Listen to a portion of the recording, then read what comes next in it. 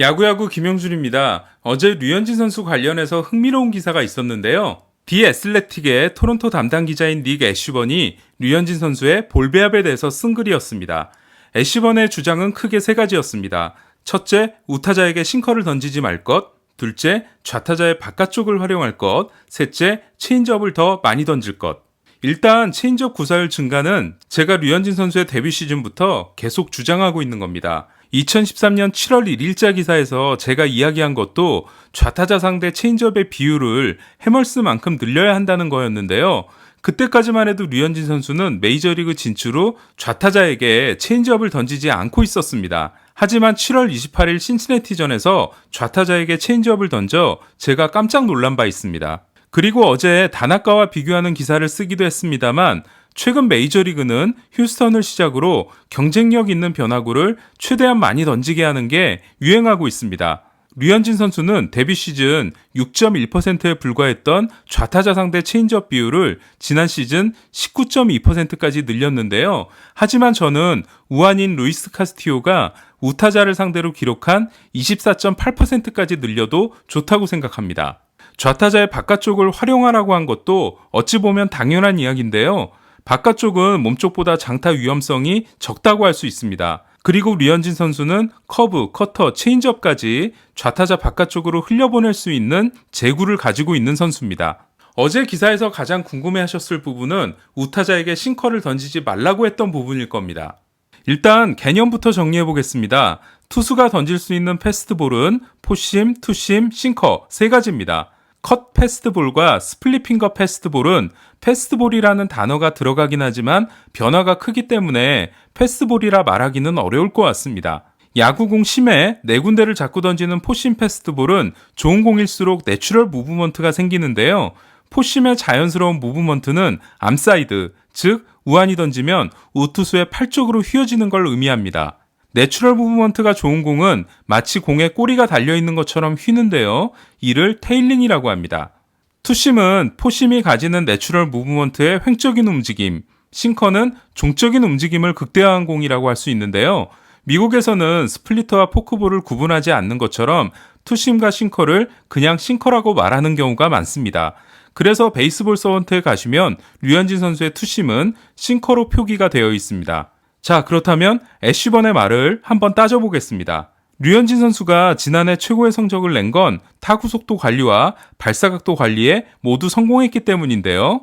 그 결과 류현진 선수는 땅볼 타구의 비율이 2017년 45.1%와 2018년 45.8%에서 지난해 50.4%로 크게 증가했습니다. 류현진 선수에게 일어난 중요한 변화 중 하나는 투심 비율을 2017년 2.9%와 2018년 5.6%에서 지난해 13.3%로 끌어올렸다는 건데요. 좌우 타자를 나눠보더라도 류현진 선수는 우타자에게 12.9%, 좌타자에게 14.7%로 고르게 구사했습니다. 류현진 선수의 투심은 구종 가치로 보더라도 포심 못지않은 활약을 했는데요. 특히 류현진 선수가 던지는 공 중 가장 낮은 발사각도의 타구를 이끌어내는 공입니다. 포심이 맞아 나갔을 경우 평균 발사각도가 11도인 반면 투심은 마이너스 3도였습니다. 문제는 투심을 좌타자에게 던졌을 때 피안 타율이 2할 오픈이고 피장 타율 역시 2할 오픈이었던 반면 이 말은 좌타자에게 투심을 던져 장타를 맞은 적이 없다는 걸 의미하는 거겠죠?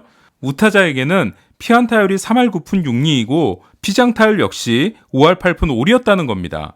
피안 타율이나 피장 타율은 타구 운에 영향을 받을 수 있기 때문에 타구 속도와 발사 각도로 확인을 해보면 좌타자에게 던진 투심보다 우타자에게 던진 투심의 타구 속도가 평균 8.9마일이 더 나오고 발사 각도도 5도 정도 높게 나오는 것을 알 수 있습니다. 즉 우타자에게 던진 투심의 타구의 질 역시 좋지 않았습니다. 가중출루율로 해석되는 WOBA는 타자 공격 지표의 끝판왕이라고 할 수 있는데요. 여러분이 잘 아시는 WRC 플러스도 WOBA에서 나온 겁니다. WOBA는 타자를 기준으로 했을 때 3할 2푼이 평균이고 높으면 높을수록 좋은데요. 반대로 투수는 낮을수록 좋습니다. XWOBA는 타자의 질을 가지고 WOBA를 계산하게 되는데요. 류현진 선수가 던진 투심을 타자 입장에서 보면 우타자에게는 그레이트에 해당되는 3할 7푼, 좌타자에게는 오우풀에 해당되는 2할 6푼이 나왔습니다. 실제로 우타자 상대 투심은 결과가 상당히 좋지 않았음을 알 수 있습니다. 그렇다면 류현진 선수의 투심은 왜 우타자에게 먹히지 않았던 걸까요? 그래서 탄착군을 살펴봤습니다. 오른쪽은 류현진 선수가 우타자에게 던진 투심, 왼쪽은 좌타자에게 던진 투심을 홈플레이트 뒤쪽에서 바라본 겁니다. 이 정도면 우타자에게 던진 투심의 제구도 나쁘지 않았다고 할 수 있을 것 같은데요. 그렇다면 피안타가 된 공들의 로케이션을 살펴보겠습니다. 좌타자에게 던져서 안타를 맞은 7개의 투심은 대부분 로케이션에 실패한 실투들이었습니다. 반면 우타자에게 던져 안타를 맞은 21개의 투심은 제구가 괜찮았던 공도 안타로 연결된 게 많았습니다. 결국 류현진 선수가 우타자에게 던진 투심, 즉 우타자의 바깥쪽으로 보냈던 공들은 경쟁력이 없었다는 이야기가 됩니다. 하지만 저는 이걸 반대로 생각할 수도 있을 것 같습니다. 애쉬번의 말대로 우타자에게 투심을 안 던질 게 아니라 우타자에게 던지는 투심을 더 다듬어야 된다는 숙제로 말이죠. 물론 자판기도 아니고 주문한다고 바로 나오진 않겠지만 류현진 선수라면 도전해 볼 수도 있지 않을까 싶습니다. 마지막으로 한 가지 생각해 볼 부분이 있는데요.